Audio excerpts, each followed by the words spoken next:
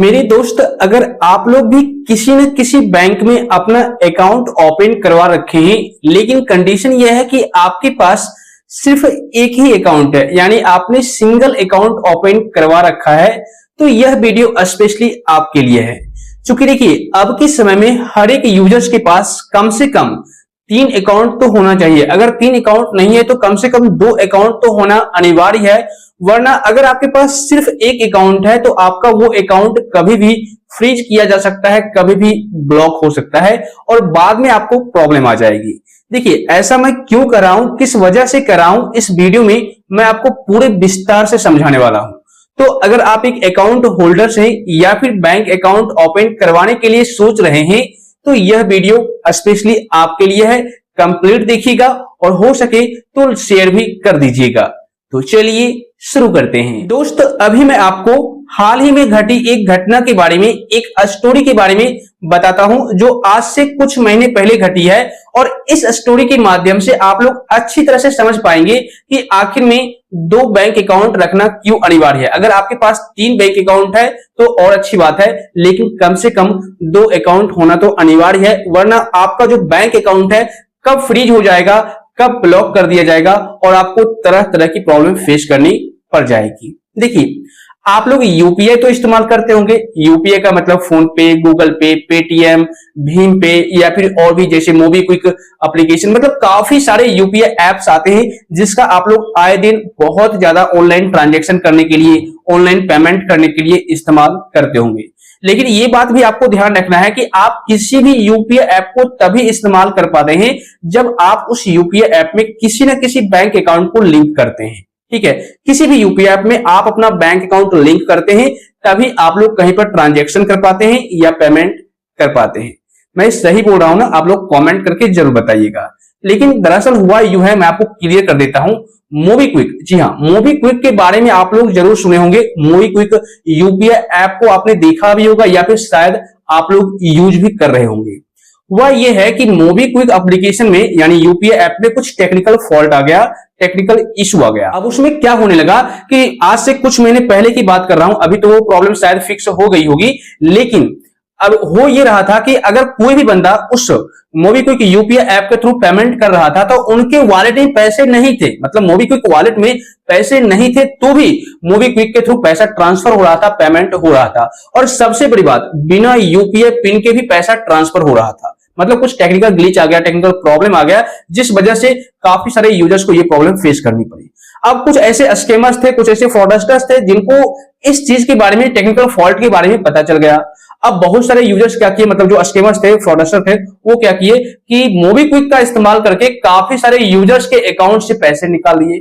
सिर्फ 1-2 रुपए की बात नहीं है, 1000-2000 की बात नहीं है, बल्कि लगभग 40 करोड़ रुपए मोबीक्विक को चूना लगा दिया। मतलब 40 करोड़ रुपए मोबीक्विक के थ्रू बिना यूपीआई पिन के, बिना बैंक अकाउंट में पैसा, मतलब पैसा नहीं थे, उसके बावजूद भी उनके मोबीक्विक यूपीआई ऐप का इस्तेमाल करके 40 करोड़ रुपए निकाल लिए गए।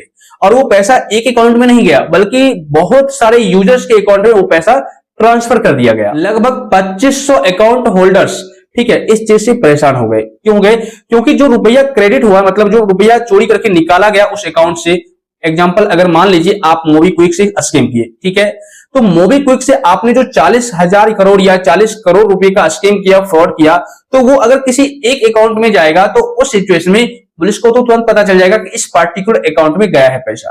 लेकिन स्कीमर्स क्या करता है, फ्रॉडस्टर क्या करता है कि उस रुपए को निकाल करके किसी एक अकाउंट में ट्रांसफर नहीं करता है, अलग अलग अकाउंट में ट्रांसफर कर देता है। और सेम यही प्रोसेस यहां पर भी हुआ।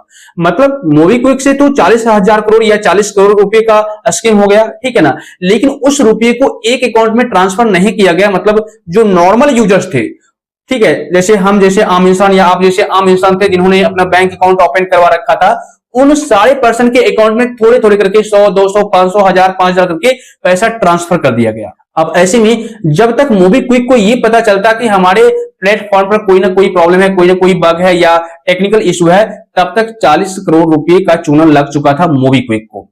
अब क्या हुआ कि जब इसकी जांच पड़ताल की गई, तब पुलिस ने लगभग 2500 यूजर्स के खाते को फ्रीज कर दिया। जी हाँ, फ्रीज कर दिया। क्यों कर दिया? क्योंकि उन सारे अकाउंट में किसी न किसी तरीके से 2 रुपये, 5 रुपये, 10 रुपये, 100 रुपये, 1000, 5000 रुपये ट्रांसफर किए गए थे जो मोबीक्विक के थ्रू स्कैम हुआ था। ठीक है, मतलब जो मोबीक्विक से 40 करोड़ रुपए स्कैम हुए थे, वो पैसे किसी न किसी छोटे छोटे अमाउंट करके उन 2500 अकाउंट में ट्रांसफर हुए थे, जिस वजह से उन सारे अकाउंट को फ्रीज कर दिया गया, ब्लॉक कर दिया गया। अब यहां पर देखिए, मैं एक पॉइंट क्लियर कर दूं, यहां पर किसी एक पर्सन ने स्कैम किया होगा या 10% ने स्कीम किया होगा, जो एक टीम बना करके बैठा होगा स्कीमर्स, वही लोग स्कीम किया होगा। लेकिन यहाँ पर बहुत सारे यूजर्स के अकाउंट फ्रीज हो गए, जो आम जनता थे, जो नॉर्मल यूजर थे, जो टेक्निकल के बारे में एबीसीडी तक नहीं जानते, वो लोग भी यहाँ पर फंस गए, उनका अकाउंट फ्रीज हो गया। क्यों हो गया? क्योंकि उनके अकाउंट में भी वो रुपया चला गया। अब यहाँ पर इस स्टोरी को बताने का मकसद मेरा सिर्फ इतना है कि आप अवेयर रहिए।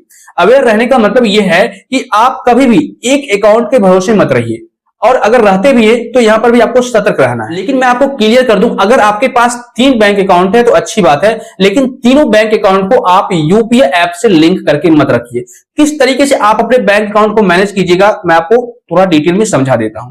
देखिए, होता क्या है कि अगर हमारे पास कोई सिंगल अकाउंट है तो हम अपने सारे यूपीआई ऐप से लिंक करके रखते हैं, और रखना भी चाहिए। लेकिन प्रॉब्लम क्या है कि अगर सिंगल अकाउंट है तो उसी बैंक अकाउंट से हम रेलवे का टिकट बुक करते हैं, फ्लाइट टिकट बुक करते हैं, या फिर कहीं पर भी टिकट बुक करते हैं, शॉपिंग करते हैं, ठीक है, ऑनलाइन पेमेंट करते हैं, बिजनेस वगैरह का रुपया वहां पर आता है या जाता है, रेंट पेमेंट करते हैं, मतलब बहुत सारी चीजें अपने डेली लाइफ में उस यूपीआई ऐप के जरिए करते हैं, और उसी पार्टिकुलर बैंक अकाउंट से करते हैं, क्योंकि मेरे पास तो सिंगल बैंक अकाउंट है। अब ऐसे में अगर इन फ्यूचर किसी भी यूपीआई ऐप में कोई टेक्निकल फॉल्ट आ जाए, टेक्निकल इशू आ जाए, कोई प्रॉब्लम आ जाए, ठीक है, या फिर कहीं ना कहीं से घुमा फिरा करके कोई स्कैमर्स आपके बैंक अकाउंट में 2 रुपया, 10 रुपया, 50 रुपया, 100 रुपया भेज दे, तो उस सिचुएशन में क्या होगा कि भले ही आपने 10 साल 20 साल मेहनत करके अपने बैंक अकाउंट में लाख, 2 लाख, 5 लाख, 1 करोड़ रुपए जमा करके रखे हुए हैं, लेकिन अगर कहीं से टेक्निकल फॉल्ट हो जाता है, टेक्निकल प्रॉब्लम आ जाती है, तो आपका बैंक अकाउंट फ्रीज हो सकता है। या फिर स्कैमर्स के थ्रू अगर आपके बैंक अकाउंट में पैसे आ गए, तो उस सिचुएशन में भी भले ही 5 रुपए आपके अकाउंट में आए हो, लेकिन 5 रुपए के चक्कर में आपका 1000 रुपया या फिर आपका 1 करोड़ रुपया बैंक में ही धरा का धरा रह जाएगा, मतलब आप उसे निकाल नहीं सकते, आपका बैंक अकाउंट फ्रीज कर दिया जाएगा। इसलिए मैं आपको बता रहा हूं कि आप हमेशा कम से कम 2 बैंक अकाउंट का इस्तेमाल कीजिए। एक बैंक अकाउंट आप ऐसा रखिए कि आजकल क्या हो रहा है कि काफी सारे यूजर्स कम से कम 2 सिम कार्ड का इस्तेमाल जरूर करते हैं, एक पर्सनल यूज के लिए और दूसरा सार्वजनिक यूज के लिए। होता क्या है, मान लीजिए आपने एक सिम लगा के रखा है फोन में, तो वहां पर आप उस सिम नंबर को क्या करते हैं, अपने घर में से फैमिली मेंबर को देते हैं, या किसी पार्टिकुलर पर्सन को देते हैं जो आपके लिए बहुत ज्यादा इंपॉर्टेंट है। ठीक है, मतलब आपको ऐसा लगता है कि अगर ये कॉल मैं नहीं रिसीव करूंगा तो मेरे को दिक्कत आ जाएगी, प्रॉब्लम आ जाएगी, या फिर मेरा मीटिंग वगैरह छूट जाएगा, ठीक है ना। तो उस जगह पर काफी सारे यूजर्स कोई अपना इंपॉर्टेंट नंबर शेयर करते हैं, और एक ऐसा नंबर रखते हैं जो सार्वजनिक हर जगह शेयर करते हैं। तो आप सेम यही प्रोसेस फॉलो कीजिए बैंक अकाउंट में भी। कम से कम 2 अकाउंट तो आप रखिए ही रखिए। एक अकाउंट को आप पर्सनल रखिए, जैसे मान लीजिए आपका कोई सेविंग अकाउंट है तो उसमें सेविंग अकाउंट को पर्सनल रखिए, वहां पर जो भी पैसा आपका आता है आप उसको सेव करके रखिए। उस अकाउंट नंबर को किसी भी यूपीआई ऐप से लिंक करके मत रखिए, ठीक है, किसी भी यूपीआई ऐप से लिंक मत कीजिए, सिर्फ अकाउंट ओपन करवा लीजिए। और अगर आपका कोई पैसा वहां पर आता है तो आप वहां पर सेव करके रखिए, या खुद आप मैन्युअली जमा करते हैं उस बैंक अकाउंट में पैसा बैंक जाकर के, ठीक है, तो आप उसको सेव करके रखिए, शेयर मत कीजिए। और एक ऐसा बैंक अकाउंट रखिए जो हर एक यूपीआई ऐप से लिंक हो, फोन पे, गूगल पे, पेटीएम, मोबीक्विक या किसी भी यूपीआई ऐप से लिंक हो, आप उसको वहां पर शेयर कीजिए। जब भी कोई आपको अकाउंट नंबर मांगे तो आप वही अकाउंट नंबर दीजिए, ठीक है। और कहीं पर भी पेमेंट करना हो, रिचार्ज करना हो, बिल पे करना हो, टिकट बुक करना हो, शॉपिंग करना हो, ठीक है ना, रेंट पेमेंट करना हो, उन सारी जगहों पर उसी अकाउंट का इस्तेमाल कीजिए, आप अपना पर्सनल अकाउंट इस्तेमाल मत कीजिए। अब देखिए इससे फायदा क्या होगा, इसको मैं आपको क्लियर करता हूं। मान लीजिए, और हाँ एक पॉइंट और क्लियर कर दूं, जो आपका सेकेंडरी बैंक अकाउंट है जिसको आपने हर जगह पर शेयर किया है, तो उस बैंक अकाउंट में आप उतने ही रुपये ट्रांसफर कीजिए, मतलब क्रेडिट करके रखिए जितने की आपको जरूरत है। जैसे मान लीजिए अगर आप शॉपिंग कर रहे हैं 1000 रुपए का, तो आप उस टाइम 1000 रुपये ही वहां पर सेव करके रखिए, जमा करके रखिए, ताकि आप शॉपिंग कर सको, ठीक है, आपको प्रॉब्लम भी ना हो और बाद में भी आपको प्रॉब्लम ना हो। बाद में प्रॉब्लम का मतलब क्या होता है मैं आपको क्लियर करूंगा। मान लीजिए अगर किसी ना किसी तरीके से आपने तो उस बैंक अकाउंट को हर एक यूपीआई ऐप से लिंक कर रखा है, सेकेंडरी बैंक अकाउंट को, तो अगर किसी न किसी तरीके से यूपीआई ऐप पे टेक्निकल इशू आ जाता है, ठीक है, या कोई बग आ जाता है, तो उस सिचुएशन में अगर स्कैमर्स उस यूपीआई ऐप का इस्तेमाल करके, ठीक है, आपके बैंक अकाउंट से पैसा निकालना चाहेगा तो फिर निकाल नहीं पाएगा, क्योंकि आपके बैंक अकाउंट में पैसे हैं ही नहीं, ठीक है। इसके अलावा मान लीजिए किसी भी तरीके से स्कैमर्स या फ्रॉडस्टर फ्रॉड करता है और उस पैसे को आपके बैंक अकाउंट में भी ट्रांसफर कर देता है, तो भी आपको ज्यादा दिक्कत नहीं आएगी। क्यों नहीं आएगी? क्योंकि आपके बैंक अकाउंट में एक भी रुपया नहीं था, ठीक है, बैंक अकाउंट खाली था, सिर्फ आप यूपीआई ऐप से लिंक करके उसको इस्तेमाल कर रहे थे। तो अगर वो फ्रीज होगा भी तो आपका एक भी रुपया फ्रीज नहीं किया जाएगा, होल्ड नहीं किया जाएगा। आपका तो अलग से एक सेविंग अकाउंट है, उसको आप इस्तेमाल कर सकते हैं तब तक जब तक कि यह बैंक अकाउंट अनफ्रीज ना हो जाए। देखिए मैं आपको क्लियर कर दूं, अगर आप किसी प्रकार का कोई स्कैम नहीं करते हैं, फ्रॉड नहीं करते हैं, तो आपको डरने की बात नहीं है, ठीक है ना, क्योंकि वो पैसा कहीं ना कहीं से आया है। तो आपको बाद में जांच पड़ताल होने के बाद क्लियर चिट तो मिल ही जाएगा, मतलब आपका अकाउंट अनफ्रीज कर दिया जाएगा, कोई प्रॉब्लम नहीं होगी। लेकिन हाँ, अकाउंट अनफ्रीज होने में हो सकता है महीने, 2 महीने, 6 महीने, साल भर भी लग जाए। ये गारंटी में नहीं कह सकता कितना दिन लगेंगे, लेकिन टाइम तो लग सकता है। तो उतने दिन तक आप बैठे तो नहीं रहोगे ना, ऑनलाइन आप इस्तेमाल करोगे पेमेंट करने के लिए, ट्रांजैक्शन करने के लिए, तो आपके पास अलग से एक अकाउंट रहेगा, उसको आप यूज कर सकते हैं। अब यहाँ पर एक पॉइंट और क्लियर कर दूं, काफी सारे यूजर्स बहुत बड़ी मिस्टेक करते हैं। क्या करते हैं? मल्टीपल बैंक अकाउंट ओपन कर लेते हैं और सारे बैंक अकाउंट को सारे यूपीआई ऐप से लिंक कर देते हैं, जबकि आपको ऐसा करना नहीं चाहिए। अगर आप ऐसा करके रखते हैं, जैसे मान लीजिए आपने फोन पे, गूगल पे, पेटीएम या मोबीक्विक ऐप से बहुत सारे बैंक अकाउंट को, आपके पास 3 बैंक अकाउंट है, एचडीएफसी का है, एसबीआई का है, कैनरा का है, इन तीनों बैंक अकाउंट को आपने लिंक कर लिया और जब मन चाहे तब आप किसी भी बैंक अकाउंट से ट्रांजेक्शन करते हैं, पेमेंट करते हैं। तो अब उस सिचुएशन में क्या होगा कि अगर आपके एसबीआई बैंक अकाउंट में कोई फ्रॉड का पैसा आ गया ना, तो उस सिचुएशन में आपका सारा बैंक अकाउंट फ्रीज कर दिया जाएगा, लॉक कर दिया जाएगा, ब्लॉक हो जाएगा और अब आप सारे बैंक अकाउंट से ट्रांजैक्शन नहीं कर पाएंगे। ठीक है, मतलब जब तक आपका एक अकाउंट अनफ्रीज नहीं हो जाता है तब तक आप उन सारे बैंक अकाउंट से भी पैसा ट्रांसफर नहीं कर पाएंगे, पेमेंट नहीं कर पाएंगे, भले ही आपके अकाउंट में लाखों करोड़ों रुपए क्यों ना पड़े हुए हो। तो आप ऐसी गलती भूल से भी भूल कर मत कीजिएगा। देखिए ये डिजिटल इंडिया बन चुका है और जिस तरीके से डिजिटल इंडिया आगे बढ़ते जा रहा है उसी तरीके से इंडिया में डिजिटल फ्रॉड भी काफी तेजी से बढ़ते जा रहे हैं। ठीक है, मतलब स्कैमर्स, फ्रॉडस्टर कुछ ना कुछ नया तरीका निकाल ही लेता है आपके साथ स्कैम करने के लिए, फ्रॉड करने के लिए। और कई बार यूपीआई ऐप में टेक्निकल फॉल्ट आ जाता है, इशू आ जाता है, जिस वजह से भी ये प्रॉब्लम हो जाती है। जैसा कि मोबीक्विक के साथ हुआ कि मोबीक्विक में टेक्निकल फॉल्ट आ गया, उससे क्या हुआ कि बिना यूपीआई पिन के ही पैसा ट्रांसफर हो रहा था। और सबसे बड़ी बात, आपके मोबीक्विक वॉलेट में पैसे थे भी नहीं, उसके बावजूद भी आपके अकाउंट से अगर मोबीक्विक वॉलेट से पैसा ट्रांसफर करना चाह रहा था तो 10,000 20,000 ट्रांसफर हो रहे थे। तो मतलब कि बाद में जब पता चला मोबीक्विक को कि हमारे प्लेटफॉर्म से इतने रुपए 40 करोड़ रुपए ट्रांसफर हो गए, तब तक तो बहुत देर हो चुकी थी, मतलब उनको चूना लग चुका था। वैसे ये सारे के सारे पैसे रिकवर तो हो जाएंगे, लेकिन यहां पर प्रॉब्लम क्या हुई है कि जिन्होंने स्कैम किया वो तो पकड़े ही जाएंगे, लेकिन जिन्होंने स्कैम नहीं किया, फ्रॉड नहीं किया, वो लोग भी इनके जाल में फंस चुके हैं, क्योंकि कहीं ना कहीं घुमा फिरा करके उनके अकाउंट में भी स्कैम का पैसा आ गया, फ्रॉड का पैसा आ गया। इस वजह से वो लोग भी फंस गए हैं और तब तक फंसे रहेंगे जब तक जांच पड़ताल पूरी तरह से नहीं हो जाती, जब तक ये साबित नहीं हो जाता, ये प्रूफ नहीं हो जाता है कि इस बंदे ने भी फ्रॉड किया है, स्कैम किया है या फिर नहीं। अब ऐसे में आम इंसान भी फंस जाते हैं। तो भाई उस सिचुएशन में आपको कोर्ट कचहरी के चक्कर भी काटने पड़ जाएंगे और इस तरह की जो प्रॉब्लम है आए दिन काफी सारे यूजर्स को फेस करनी भी पड़ती है। वैसे आप लोग मुझे कमेंट करके बताइएगा, क्या इस तरह का प्रॉब्लम आपको फेस करना पड़ा है अभी तक या नहीं पड़ा, कमेंट जरूर कीजिएगा। लेकिन मैं आपको जरूर दोबारा रिपीट कर दूं कि आप कम से कम 2 बैंक अकाउंट जरूर रखिए, एक को सार्वजनिक तौर पर यूज कीजिए और दूसरा पर्सनल प्राइवेट रखिए, ताकि फ्यूचर में आपको कोई भी प्रॉब्लम ना आए।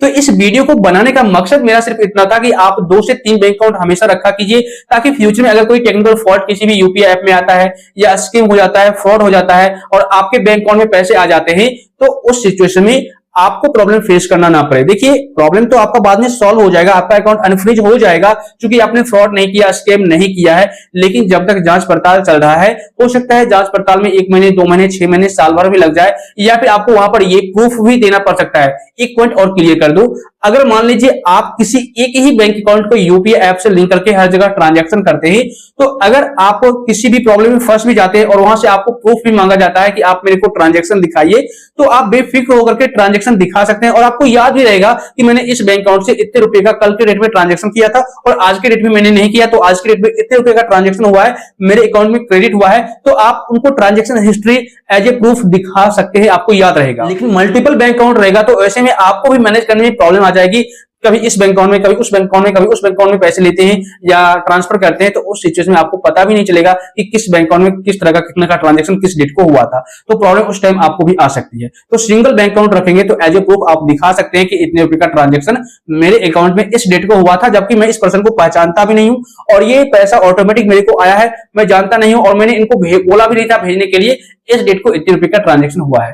तो क्लीन चिट तो आपको मिल जाएगा बाद में, लेकिन टाइम आपको प्रॉब्लम फेस करना पड़ेगा, टाइम आपको देना पड़ेगा। अगर आपने अलग से कोई बैंक अकाउंट लिंक करके नहीं रखा है तो उस बैंक अकाउंट को बाद में आप बेफिक्र होकर के इस्तेमाल कर सकते हैं। दोस्तों मुझे उम्मीद है इस स्टोरी को सुनने के बाद अब आप लोगों को अच्छी तरह से समझ में आ गया होगा कि आखिर में दो बैंक अकाउंट रखना क्यों अनिवार्य है और अगर नहीं रखते हैं तो हमें कौन कौन सी प्रॉब्लम फेस करनी पड़ सकती है। इस वीडियो से अगर आपको थोड़ी बहुत भी हेल्प मिली है, जानकारी मिली है, तो वीडियो को लाइक और शेयर कर दीजिए। साथ ही आप लोग चैनल को सब्सक्राइब करके नोटिफिकेशन बिल को दबा दीजिए। और अगर आपको किसी प्रकार का कोई डाउट है, कोई सवाल है, तो बेशक आप नीचे कमेंट कर दीजिए या टेलीग्राम ग्रुप का लिंक डिस्क्रिप्शन बॉक्स में मिल जाएगा, वहां पर जाके फॉलो कर लीजिए, ज्वाइन कर लीजिए। क्योंकि आपको पता है इस यूट्यूब चैनल पर आपकी छोटी हो या बड़ी प्रॉब्लम, उसका सॉल्यूशन सबसे सिंपल और लेटेस्ट प्रोसेस में देखने को मिल जाता है।